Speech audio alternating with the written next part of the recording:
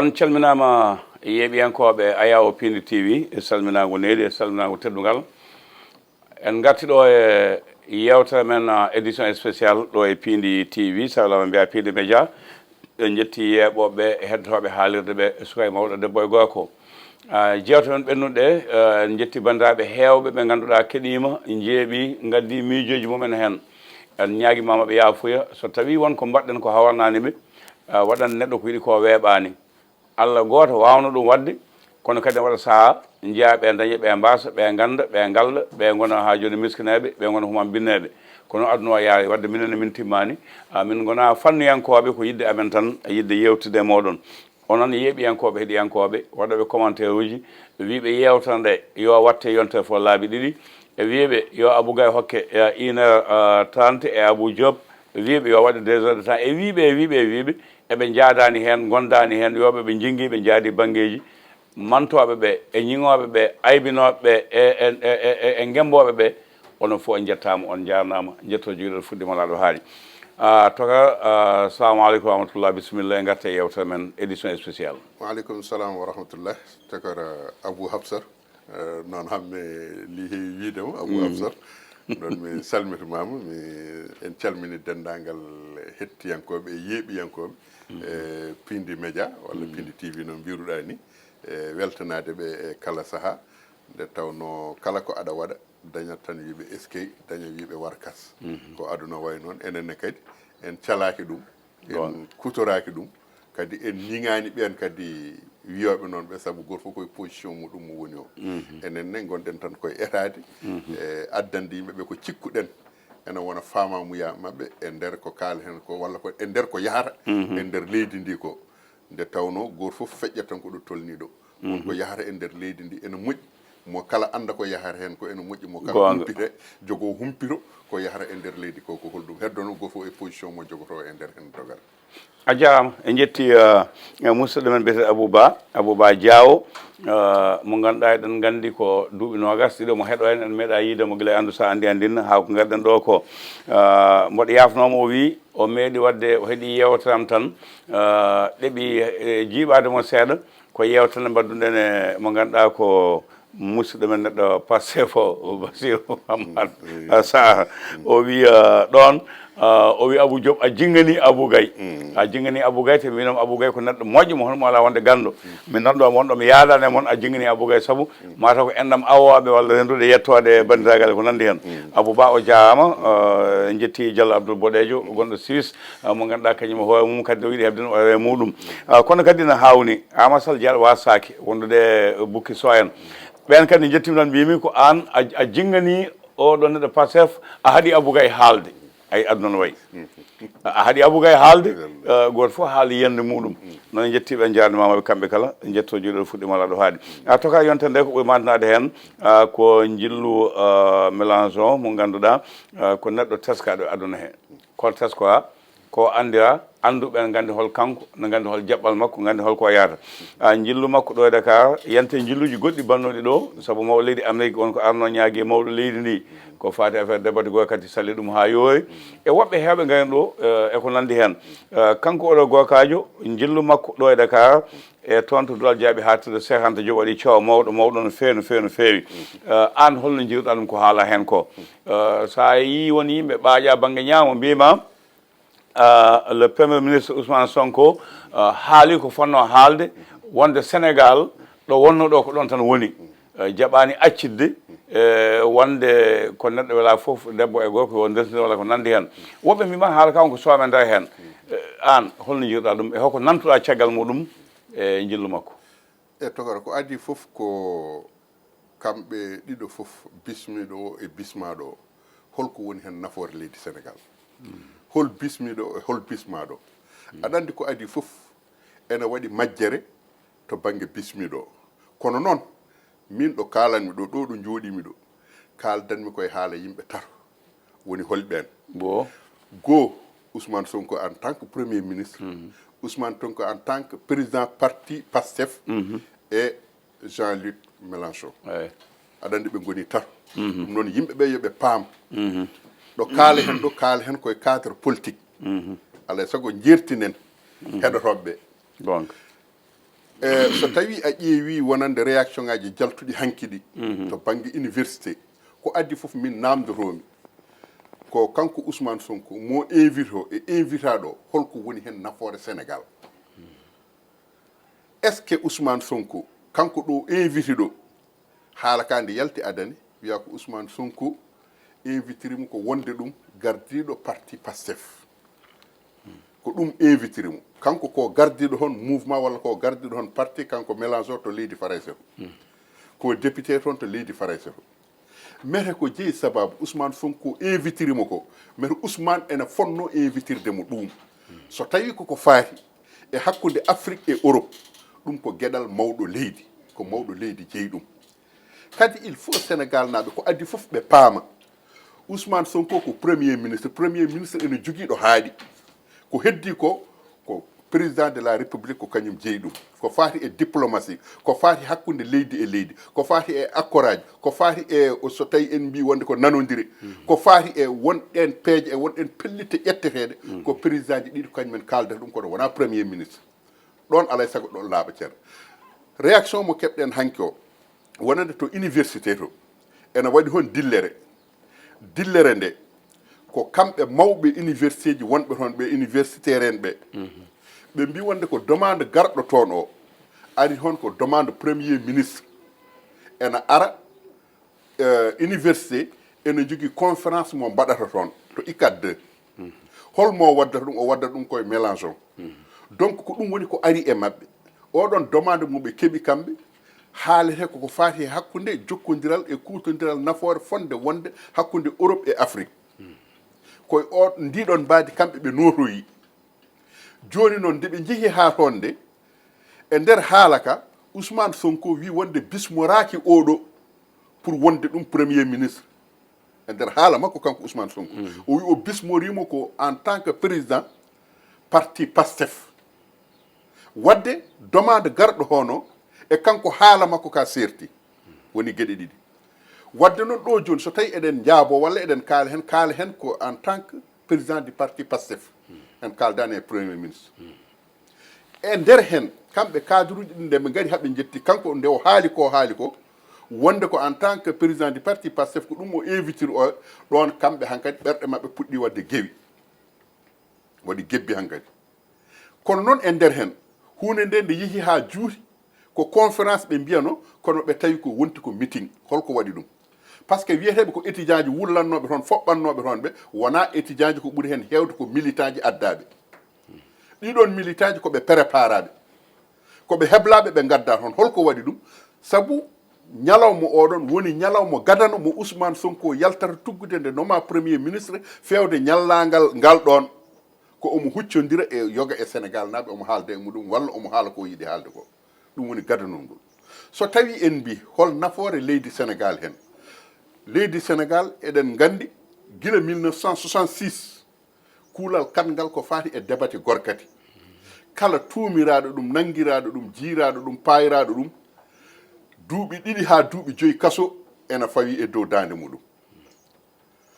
e nder duuɓi ɗiɗi e duuɓi joyyi kaso ɗi ene yaaha ha duuɓi sappo kaso ene yettoyo toon wadde noon so tawi woni ɗum ɗon laatima kanko Mélenchon so tawi o ari eɗen gandi ko ɗum woni ko darani toon to leydi France e to Europe e kala ɗo yaari e nder winde nde kala ɗo yaari kanko ko ɗum woni ko hujjinanto wonande debate gorkati en basoriɗo capporiɗo e nder salle ICAD 2 université mo Cheikh Anta Diop mo ganduɗa hono ko gandal ɗaɓɓeteɗon ko gandal hebleteɗon ko gandal loweteɗon e hakkillaji ɓe ganda so tawi addama ha ɗon ala ko haali heɗon so wona ko fati e gueɗe gorkati debate ko hunde nde gandanɗa hoore maɗa fonde yurni heede holko woƴi Sénégal naɓe hande o e ngal ɗon jaɓɓal saabu kañumen ko kaɗon haala koko joñano banggue hay sinno tawi won artiroɓe ɗum tawi koto banggue hello dawrugol kanko Ousmane Sonko haala makko o haali ko fati e nawligu makko hol nafoore Sénégal naɓe hol intérêt mo Sénégal naɓe jogui e nawligu Ousmane Sonko président Pastef hol nafoore muɗumen holko jibinanta ɗumen min holko dañanmi hen min Djiby Dieng o holko dañate hen donc ko gueɗe ɗe gandanɗa hoore maɗa poɗɗe yaltinede heddi ñanden mi wi wonde kamɓe eɓe jogui probléme communication mabɓe ko kala nde ɓe jalti to banggue communication mabɓe enen fof e famɗude gandal e communication eɗen gandi no waɗa erreur aji e kala saaha kadi waɗata ɗum ko joomum wasde heblede walla so tawi heblama wasa rewde ko heblira ko ɗum ene adda ɗum ɗon ne kadi wasde rewde ko heblira ko kongu ene wona e nder hen kono so tawi an a woni gardiɗo parti a woni premier ministre a woni président a woni ministre kala ko wawi wonde hen aɗa jogui protocole maɗa kala hen gueɗel ene jogui kalfinaɗo ɗum kalfinaɗo ɗum o so tawi woni ko an waɗimo ɗon so tawi o wima ko ni mbaɗirta poɗɗa wadde ko no wiruma ni so tawi won erreur wonoyi hen mbawa fawde e makko kuugal kono noon so tawi woni jomum so tawi wima waɗir ni a waɗirta hono noon an so tawi a waɗi erreur kañum a wawa fawde muɗum hay kuugal gotal yeru goto mo dokkani équipe sénégal nde qualifie coupe du monde e temps Ablaye Wade nde ɓe jeehi e 8e de finale ɓe garti Ablaye Wade ene jabbo on saaha ko Birno Diatta kañum woni chef protocole Ablaye Wade ɓe nandiri Ablaye so tawi woni fuul o ari ha yettima guiri présidence Ablaye yo yaltu ha e damal huɓerde ara hay hakkude e daro ɗon jeeɓe jungo eyyi ɗum ɓe nandiri Birno Diatta ko ɗum préparé nde ɓe gari fuula yimɓe o nde heewi Ablaye yalti wi damal yo uddire natti e nder mabɓe Birno Diatta taɓaki maître ɗo darino ɗo ko ɗon dari wi wonde yalti responsabilité muɗum wonno responsabilité muɗum e Ablaye Wade ko ɗo wiyano yo daro ɗo o daro ɗon so ɓurti ɗon o yalti responsabilité makko wadde noon Ablaye kala ko wawno kewde e nder hen Birno Diatta hay goto wiyata ɗum haydara kono noon ko wawi hen wonde foof e ngal ɗo jaɓɓal e kaɗo haala gulleteko ɗo henna kanko kam mbiyatan ko Mélenchon o dañi ko yinno ko par ce que communication makko nana yaha hande o kala ɗo tournuɗa e débat ji ɗi e varuji mbaɗi heeɗi ɗi ma haal hen haala Mélenchon ma haal hen haala gorkati débati e haala gorkati débati ɗo henna e nder leydi Sénégal wonɓe gandanɗa hoore maɓe gona ɗum ni kono noon ko yidde suddorade ɗum par ce que wonko jiiloto e nder hen ɗannoro kayitaji ɗannoro kayitaji wonko caggal leydi dokke golle jiiloyade kayitaji visa ji wiide wonde min komi ɗum joni noon komi jiɗɗo wareɗo leyden ko mbiyeɓe eɓe mbarami e gueɗe mbaɗe noon kono noon jomum so tawi ko ɗum woni eɓe jiiɗi hutorade ɗum e hakkude mabɓe eɓe mbawi hutorade ɗum taw hay goto tinanma Samba tinanma Demba tinan togal a jaama togal ɗo laaɓi jetten Allah tan no wayno ko Macky Sall salino ko ha joni so tawi no wiya waɗi mumade Ousmane Sonko no wayi wade foof waɗama no ƴoƴƴo andirta wona no puɗɗande waɗama ƴoƴƴo andirta ni ha o yalti kam wiide min lawɗinani ɗum no wawi wonde foof hay so tawi ɗum ɓeydima darajude ngal dawal toka jaama waɗi fayida no fewi ma ɓe mbatten haqqillaji men hakkude wadde ɗaɓɓade yiilade hunde e wadde gollal ngal wona ɗum gollal keddigal ngal ko ɓuuri mantanade nder yontere nde ɗo Boubacar Boris Diop ko windiyanki teskaɗo ko gandaɗo kadi jeeyaɗo e windoɓe e nder leydi ndi ene jogui goomuji windoɓe ɗemɗe gendiji kanko e musidɗo keñanaji goto ɓatake moɓe bindi faade Bassirou Diomaye Faye e nder ɓatake o lowdi ndi ene juuti no mawni ma en bisuɗo musidɗo men Abou Sy mo Tulle Dubango e Hatallo en jetti Boubou Sangot bindanɗo fuɗɗi wadde hen e miijo Abou Sy e miijoji mabɓe ɗi puɗɗi wadde hen ɗi en kalde Abdoul Malal Diop e gon miijo saabu Abou Gaye waɗi koko wanno e 1986 état généraux de l'éducation et de la formation nde yiiɗa ƴettede ɗemgal gotal ɗo e Sénégal fawa ɗemɗe keddiɗe ɗe ɓe mbi o waɗi jolfe so wonano Allah e Mamadou Seydou Amal lamin yallirma ɗum Aboubacar Deme en Abdoul Malal en ɓe Cheikh Fadel Kane en Yerdoro Diallo en tawno ko ɗum jaalima saabu e nder lowdi ndi wonno hen ko nde duko ngo heewi ko waɗa guila 4 heures kikiɗe ha 6 heures soɓa janggo noon ka nandirede wonno lowdi ndi ko gacce min mbaɗa jolfe ɗemgal gendiwal liggortegal onon gonon ɗemgal caggal Afrique sous région mawɓe mbi caggal leydi on dokkani min ko Allah fecci min ɗum fulɓe wonɓe Tchad wonɓe Soudan wonɓe Libéria wonɓe Central Afrique wonɓe Burkina Faso wonɓe Mali e Niger ɓe wona onon nayi ɗumen toon ko Allah nawani min toon ɗum ko minen jeeyi ko fecce amen min jiiɗi ko heɓde gueɗal amen e nder ndiɗo leydi guila nden yo Allah yuma Ibou Thiamen no gonno hen e Paté Diagne woɓɓe heewɓe no gonno hen kono hande ɗum arti e on ɓataki ɓe kuccinani ɗum e Boubacar Diomaye Faye goto mbi ko mawɓe leyɗel Afrique kono ko kanko ɓe joofi e ɗanle makko o watta haalde ɗemgal jolfe o watta nantinede manam e ley ko yidde fawde ɗemgal gotal ɗemɗe keddiɗe ɗe on coow baɗaɗo hande o e tolno muɗum tolni hande o holko jogori jibinande leydi ndi e leƴƴi ɗi e ɗemɗe ɗe e oɗo saha joni eyyi togara aɗa andi haala professeur kanko wona kanko tan goto parce que ɗum mbaɗo ko goomu ɓe heewɓe kanko e keñanajo o kamɓe e keñanajo gooto eyyi woɓɓe kamɓe ɓuuri hen feeñde kam kanko Boubacar Boris Diop ko no mbiɗa ni bindanɗe makko ko teskade kono noon so tawi neɗɗo o haali hunde yo ƴeewe wona nde o haali nde yo ƴeewa haala ka holko woni caggal e haala ka holtaka fayi andi a haali 86 kono hoto jejjiten e 2000 Ablaye Wade nde ari nde kañum wino ko wolof yo jangge yo haale kala ministre directeur nomaɗo yo haal wolof yo janggu wolof yo windu wolof ɗon ɗon toka jaafuɗa seeɗa mbiɗa tajjema banɗa debbete Amina Tall o wonani jaagoɗo ɗo e sa Ablaye Wade mboɗo yettawo mboɗo jaranomo nde goto fof wiya yo janggo e ɗemgal muɗum min gaya centre o janggatno ɗo kanko wi ko pulaar o janggata ɓe wi ko saabi o wi kanko ko pullo ko haalto e makko e bammakko kanko Amina Tall mi ñamani yiye makko mi heɓani mbuɗo makko kono mboɗo yettitamo ɗum yo Allah junno balɗe makko yawtu eyyi aɗa andi Ablaye Wade nde wi noon nde on saaha Iba Der Thiam nde wonde ko haare politique ko kañumen darino mbi wonde Ablaye Wade nan adda musiba e leydi e pourtant ko kamɓe jiɗon gon miijo gila adana pourtano oɗon combat adane kono ƴeew Ablaye nde ari nde wi ene siina ɗum kanko omo jeeya e adiɓe darade e wiide wonde loppet faami kono noon ne kadi horo jejjiten Sidi Lamine Niass yo Allah yurmo ɗum yaafo ɗum koko wattidi ko ɓooyani ko haalno hen to banggue président ji Afrique e ko nandi hen heddi ko alay sago kamɓe eɓe jogui professeur uji eɓe jogui cadre uji eɓe tene kadi ko cadre uji mabɓe professeur uji mabɓe ko ɓen goni daraniɓe ɓe ɓen goni daraniɓe ɗemgal mabɓe kala ɗo ɓe jeehi ɓe jiiɗi ko ɗemgal ngal yo siino yo tabir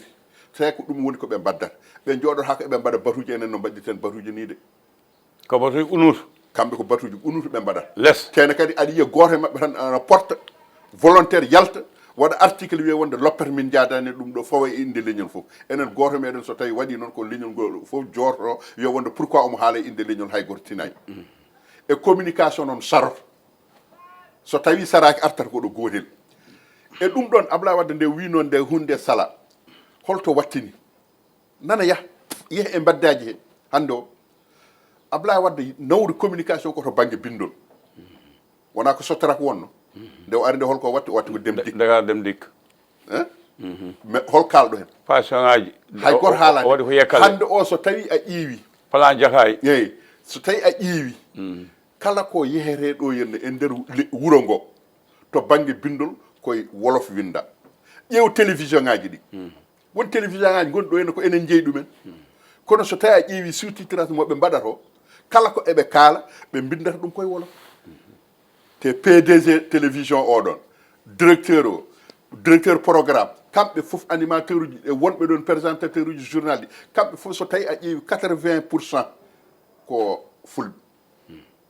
et pourtant so tawi a ƴeewi télé mabɓe jeeta less o ɓe bindata hen ko wolof donc won gueɗe won ko alay saago daña yarlihiɓe suusɓe enen noon ɗemgal ngal ko miskineɓe ɓe goni daraniɓe ɗemgal ngal ɓe gandanɗa hoorema so tawi pini subaka kaccitima ganda so tawi ma gotto so gottima hirande cownat walla ƴetta kaccari mbatta ɗum hiranda bottara kaccara ɓen goni daraniɓe ɗemgal ngal kono joguiɓe buuɗi ɓe jomen buuɗi en ɓe hay goto eɗen ɗo eɓe mbayno deydi ko milliardaire uji kono hay goto e mabɓe watta investir e ɗemgal ngal ko wona hande o joguiɗen ko goto woni Ablaye Madina Gounass on goto joguiɗen weeli neɗɗo metti neɗɗo Ablaye goto yarlihi jawdi muɗum waɗa ɗum investir e to banggue ɗemgal pulaar radio ko waɗi Madina Gounass e télé e hebloji e liggotoɓe pulaar sonamo assumo hokkano ɗum fof sa ƴeewi Dakar Média hande o kala liggotoɗo ɗon ko joom salaire ko Ablaye Madina Gounass yoɓata ɗum mabɓe goni capanɗe jeeɗiɗo neɗɗo a yi galle mo waɗi ɗo no e enen e homme d'affaire uji meɗen e wiyeteɓe ko ɗo jooɗiɗen fof piitoɗen becce enen ɓuuri alɗude enen ɓuuri janggude enen ɓuuri suusde enen ɓuuri wawde enen ɓuuri hoto woni tokata jafoɗa a haali joni somi hokki yo 86 so wonano Mamadou Saydou Anne mbimi e hono mumen ɓe jawtintuno ɗum sabu ko kañum teski widdata kala ɗo ɓe nandirno eɓe mbaɗa langue national waɗa s ɓe mbaɗa gomɓe guitta ko crayon wonno ɓe mbatta ɗemgal gotal jolfegal Mamadou An haaɓe mabɓe baali habdanɓe ha 6 heures subaka joni noon so tawi kamɓe ko anduɓe mabɓe e alduɓe mabɓe e université uji mabɓe towɓe bindata kaɗo haala an a wawa jabtade mi wawa jabtade mbete ngala hono ɓen eɗen jogui hono ɓen to banggue gandal kono en ngala hono ɓen to banggue cuusal e to banggue pellihal e to banggue kamɓe anduɓe mabɓe ɓe ko gandi ko enen en ngala ɓen welani ha welani noon ay Mamadou Seydou An yo Allah yurmomo yaafomo kono eɗen gandi ko bir holko woni ɗum eɗen gandi kosam gaynako mo wanno ɗum ɗum kanko ya yo Allah suuren ya école Souleymane Ba c'est à dire oɗon Mamadou An waɗi gueɗe kewɗe artiri ɗum ko e nder rendo ngo e nder leñol ngol e nder ɗemgal ngal kono noon o ala hono makko o yeehi yo Allah yurmomo yaafomo amin amin amin hono makko mi sikkani so aba astahfirullah ko dancude hono makko de sattat mi haalma gueɗal gongal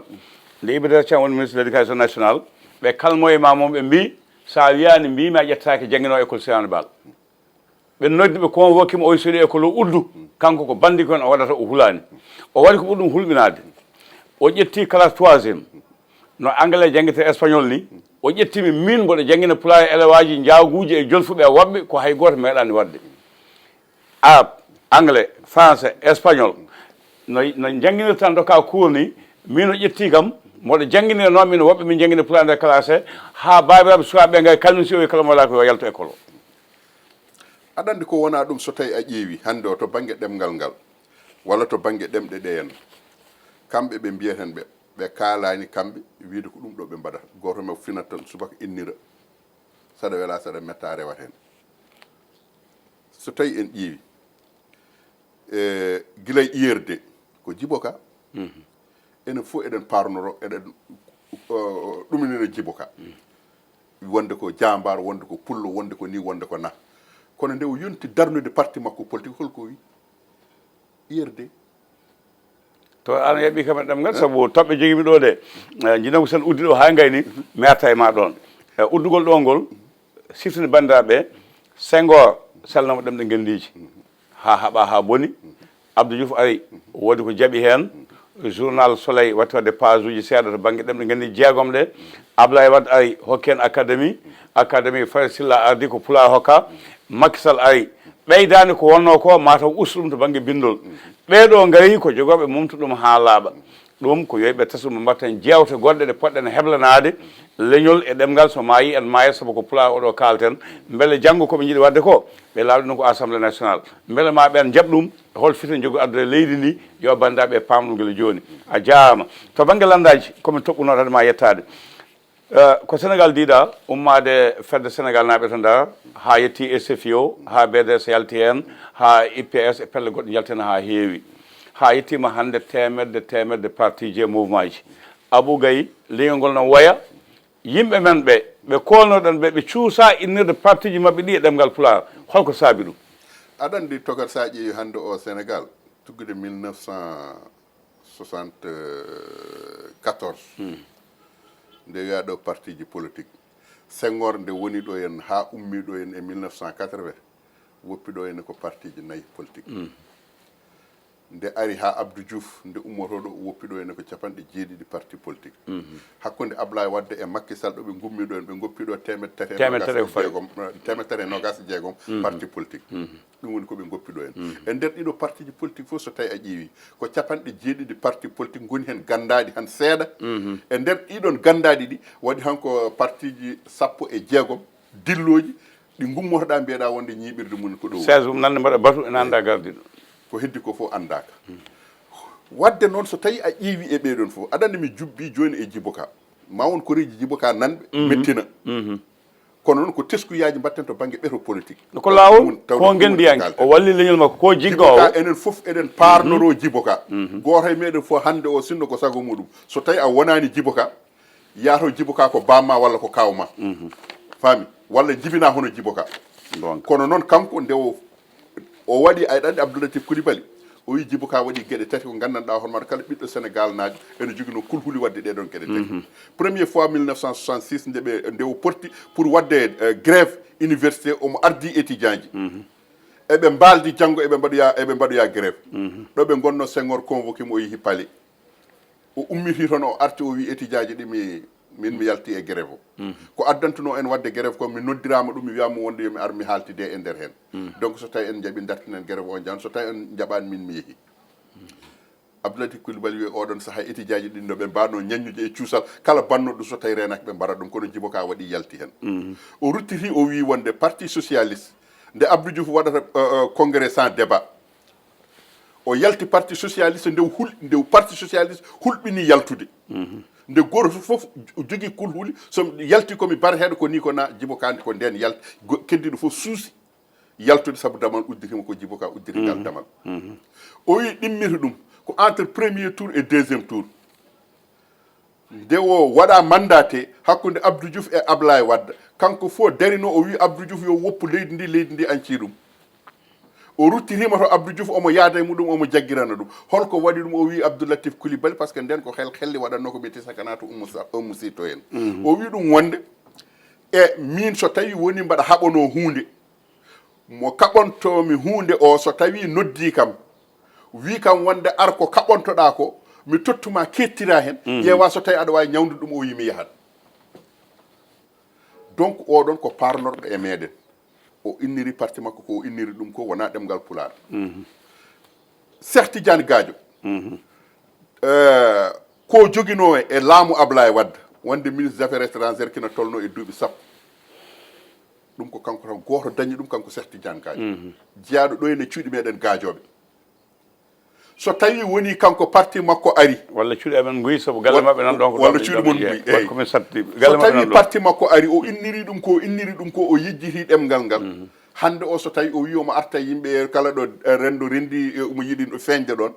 ɗum ko funti PLC so tawi kanko oɗo Cheikh Tidiane Gadio en jii Ceerno Alassane Sall hande république de valeur hande o so tawi o huccite tanam gonɗo to e wocci walla gonɗo to Siwri Thiamde walla to Walalde o wi ɗum wonde république de valeur horko andinta ɗum république de valeur mi walluma ɗo settoga Samba Julle Thiam ene jeydiɓe jangguinde Pulaar université guila no haaɗi no fiindire no suuɗo nde yalti PIT waɗi ko PRC parti pour la renaissance la citoyenneté Djibo Ka haali joni iyande Ceerno Alassane Sall haali joni président Macky Sall waɗi ko wonno ko dekkal ngor gatten e Mamadou Deme Sinthiou Gaba o goto jiiɗen o waɗi ko wiyete ko Kisal Mamboy Diawo holko inniri Mamoudou Ibra Kane holko inniri hayda yimɓe ganda min woni parti ji nanɗo sa namdimama mi anda parti ɗi holko ɗi goni inde nde tan mi wawa rewde hen te wona min tan temedere nanɗo e Mamoudou Ibra Kane ko demain c'est aujourd'hui holmo haaldata Macky Sall ko dekkal ngo Ceerno Alassane Sall haali ko haali joni république de valeur aɗa andi Mamboy Diawo mi anda ko waɗi ni aɗa andi hunde nde ko yimɓe ɓe jogo cuusal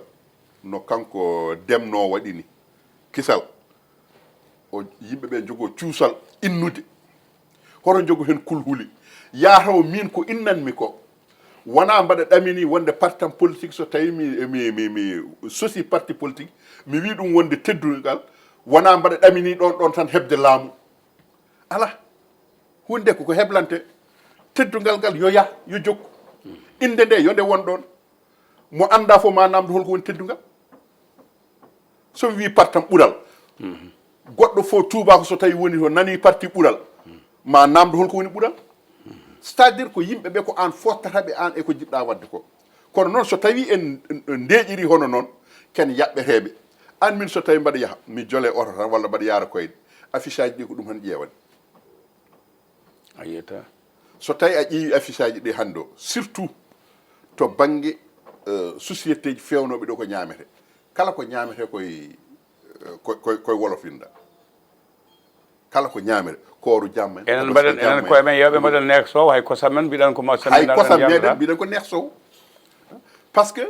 ƴewɗen ko enen en kaldani e koye men kalda tan koye woɗɓe kono noon hadema haaldude goɗɗo haalde hoorema to beele wonɓe ɓe ne kalda e men no ko yew saabu koƴemaɓe gon koye gasi makko yew beele enen ɓeɗo ɓe limtumi joni en kuuli innirde parti ji men ɗemgal men beele leƴƴi goɗɗi ɗi inna mbaɗa inde men hay goto waɗa ha e inde men par ce que eɓe gandi ala ko ɓe keɓata e meɗen ay won leydi gotiri nan ɗo parti ji politique nde ɓe jeehi e élection ngaji yeehi ha premier tour négociation ngaji ene mbaɗe woodi leader goto parti politique base makko wimo wonde minen emin gandi hakkille ma woni koye ɓeya kono minen so tawi a yeehi toon minen min jadata e maɗa to yiɗi yaade to so tawi ko toon o yiɗi yaade e so yiiɗa yaade toon fof toɓe tuumi kam kanko toon o yiɗi yaade to ɓen noddimo mbimo so tawi a ari mamin totte ɗum ɗo mamin totte ɗum ɗo mamin totte ɗum ɗo omo yiɗi kono omo huuli caggal o yoto nde o yehiru muɗum wimo wonde min haydara ala ko négocier adma e maɗa saabu kala ko ponnomi négocier e maɗa an base ma wi wonde ko so tawi a yeehi to yadata e maɗa fayi koto am taw noon base ma wi fayi koto am min hankkadi ala ko mbaddanmi e maɗa donc won gueɗe won ko jomum o ko kañum suusata so tawi a suusi cuusna wonɓe caggal maɗa ɓe par ce que a wawa dañde yadude e yimɓe foof a wawa dañde ɗum heddi noon koto banggue ɗemgal ngal ay lettre mo ɓeɗo bindi o lettre o jabtama hanki quotidien le quotidien yaltini ɗum ɓe jaltini ɗum hanki article jabtowol ngol te goɗɗi ma jaltu eyyi goɗɗine kadi ma jaltu Boubou Sangot Abou Sy Thiambel Ba e Samba Djinda en jettiɓe no feewi faami ɓe darima hen darde wande fayde surtout kanko Abou Sy o Abou Sy darima darde tinde jamma ñan so tinde par ce que min ko kanko noddi kam kala ko waɗa ko kanko haalantami no haaldirantami ni ko noon o haaldirantuma min ceertane haaldude hay canke mbiɗa e nder hen waɗama kamɓe quotidien ɓe neldama article uji bindaɗi ɗi ko haala ko ɓe neldama jabtowol ngol ko gando mabɓe kanko mawɗo leydi o heeɓi ɗum on kanko mawɗo leydi o heeɓi ɗum donc joni noon article o yalti e quotidien ɗo yalti e quotidien ɗo kanko journaliste jaltinɗo article o hanki yimɓeɓe ala ko keddanimo e wonɓen ala fof ko mbiyanimo ɗum yimɓe men walla yimɓe woɓɓe yimɓe woɗɓe yimɓe men kay est ce que ni ɓe liiri article o yimɓe men mete windande waɗande mete yimɓe ɓen ɓe liiri ɗum ni taka Abou Gaye miiɗa tajjama ɗo sawo heedi wiide bandiraɓe ñaaguiɓe yo waɗe 1 heure de temps walla naggama e garta mabɓe so Allah lamɗo jaaɓi bandiraɓe kalɗen joni ɓe jaafoɗen teddole mabɓe en kaali Samba Julde Thiam dande mo Pulaar université kañum guiɗi janggude jangguinde Pulaar guila woni fedde sukaɓe ha watta fedde ɓamtore Pulaar teddugal makko en jettimo ɗo oga banggue en ñiŋima ɗo to banggue inde nde Djibo Leyti Ka no mbiɗa ni ko kalme mum ko e aduna he e ko haala e mum ko mbiyen ella ala e mum e banggue administration e cuusal mum e pellital mum so Pulaar darima ha ɗo mais sen mbimo banggue Pulaar ɗo ko wiide mum o wawno inede fedde makko nde Thierno Alassane Sall innirani en kaali président Macky Sall en kaali mo ganduɗa kañum woni Mamoudou Ibra Kane kono en mbiyani ko ɗo tan haaɗi wasa won woɗɓe innoɓe saabu won landaji goɗɗi jiyannomi tokosi ene innir Pulaar kono tan mbiɗen heewani ɗum noon ɓe jaafo hen ɓe gacca hakke holko ngol ma toga mbaynoɗa ɗumen artude yewtere saha goɗɗo e ko mbaynortomi tan ko adi foof ko wiide Sénégal naaɓe hande o yoɓe mbattu hakkillaji mabɓe surtout e rendo meɗen wonko gandanɗa hoore maɗa ko Pulaar wiyata ko hello e hakkille ko jomum yoftanto ɗum hoore muɗum saabu musalla o ko kanko tinata ɗum ko yahata ɗo ene to banggue ɗemgal ngal ko fof eɗen jogui foɗɓe wawde darade hay sinno wona ene peeña yoɓe mbaɗ hen juuɗe mais wonɓe université ɓe kay yo peeñ ko guiƴira mabɓe peeñi ko guiƴira mabɓe peeñi yoɓe cuus feñde cherche aji men ɗi e windi hen koɓen to ɓen mbawi jabade ɓe cuus feñde ɓe peññikino ha ande wonde leñol ngol ene jogui habtoroɓe ko wona ɗum ko jarnade musidɗo meɗen Hamidine Mbodj to Ngorel o woni koto États-Unis d'Amérique eɗen beltanomo no fewi ko musidɗo men no fewi ko hono noon e Ndudori Ali o woni ɗo Nouakchott ɗo henna kono noon eɗen jogui mawɗo meɗen koto Amadou Wane o jeeya ko cubalel o woni koto États-Unis d'Amérique kanko Amadou Wane o woni no trésorier toon to leydi Mauritanie toon koye événement ji ɗi kanko woni o ummi toon o wi wonde yewtere nde ɗo kanko koɓe mawɓe koɓe retraité ji e ɓe ñalawma foof omo hetto kala yewtere waɗande omo hetto ɗum fodde laaɓi 4-5 kanko Amadou Wane o eɗen mbiyamo yo duuso ngo ɓooy e jinnaɗo meɗen woni Siley woni ko ɗon ɗo babaɓe ɗo eɗen dendama ko weltare e oɗo ñalawma ko wona ɗum ko Kelli Oumar ancien ministre to leydi Mauritanie andi kamɓene eɓe jogui piilungal hono Elimane Mbon ɗum waɗata ko samedi garo Mbon jeeri Elimane Mbon toon to Sarandogu e so Allah newni eɗen jiiɗi hawroyde hen inchallah Allah wawi jaada e Djibi Dieng toon andi toon ko ñalawmaji mawɗi gon toon e ngal ɗon pilungal donc ko ñagade han cellal balɗe juɗɗe batte e oɗo émission nde Allah ñimnata ɗum rewna ɗum lawol kulhuli jogiɗen ɗi nde Allah riwtante ɗum kono noon en jejjita mawɗo Harouna Thiongane weltana ɗum e kala saaha somi waɗi journal Pulaar Speaking 2 heures du matin mi gayni 2 heures et demi tan o wi ko neldude message o wiyam wonde ko mbaɗon ni ummito jama mbaɗande an a suwa ɗanade haw kono noon e mawɗo meɗen Amadou Kelly toon to Sarondogo to eɗen beltanomo eɗen beltano dendagal bandiraɓe men kala ɓe ganduɗa hono suska e bonde nde tawno ko toon paaɗen kadi kamɓe jonta ɗum noon bisimilla mabɓe a jaama Abou Gaye yewtere nde no mbiɗen ni jewteɗe yewtere fof jogui yimɓe muɗum en den ɓeɗo yimɓe ne ken rendinɓeɓe koɓe heeɗiyankoɓe ene jettaɓe enen jarnoɓe jetto juuɗe fuɗɗima laɗa haadi sen kaali ko nan lawol ɓe jaafo en Djiby Dieng to banggue caméra o montata ko Ali Fall ko ɗo ka ten ha saaha goɗɗo so Allah lamɗo Djiby